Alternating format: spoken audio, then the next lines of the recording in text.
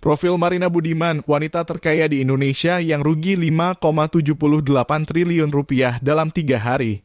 Nama Marina Budiman kini tengah menjadi sorotan publik. Sosok yang dijuluki sebagai wanita terkaya di Indonesia ini mengalami kerugian fantastis hanya dalam 3 hari. Bagaimana hal ini bisa terjadi? Kekayaan Marina Budiman mengalami fluktuasi besar akibat pergerakan indeks harga saham gabungan yang anjlok dalam beberapa hari terakhir. Marina Budiman sempat menjadi wanita terkaya di Indonesia dengan penambahan kekayaan sekitar 350 juta dolar AS per hari atau setara dengan 5,78 triliun rupiah selama 3 minggu berturut-turut.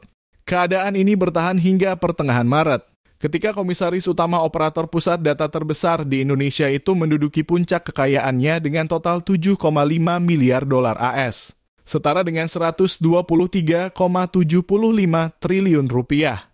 Lonjakan saham perusahaannya yang mencapai batas harian menjadi faktor utama kenaikan tersebut. Bloomberg Billionaires Index pun mencatat Marina sebagai wanita terkaya di Indonesia saat itu.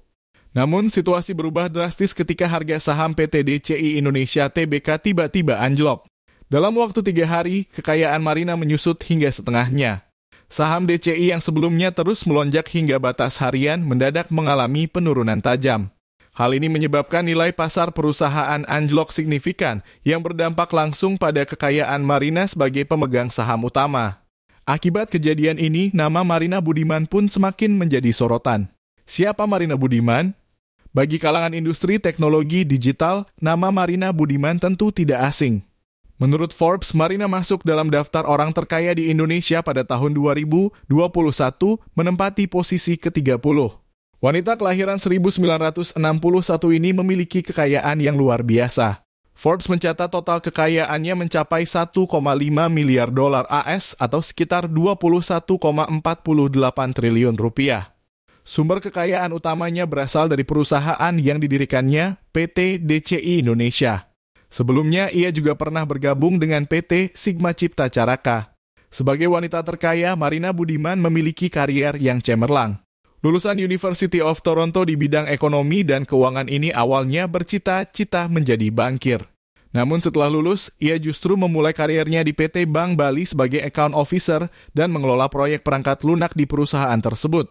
Pada tahun 1989, ia bergabung dengan PT Sigma Cipta Caraka, tempat ia menjabat sebagai manajer proyek hingga tahun 2000.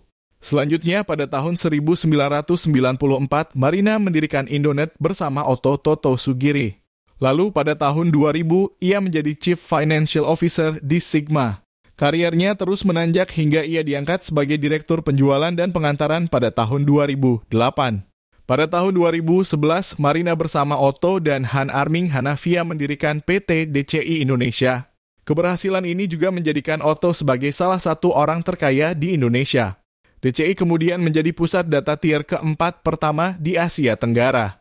Marina pun dipercaya sebagai Presiden Komisaris DCI sejak tahun 2016. Marina memiliki 26,27% saham di DCI.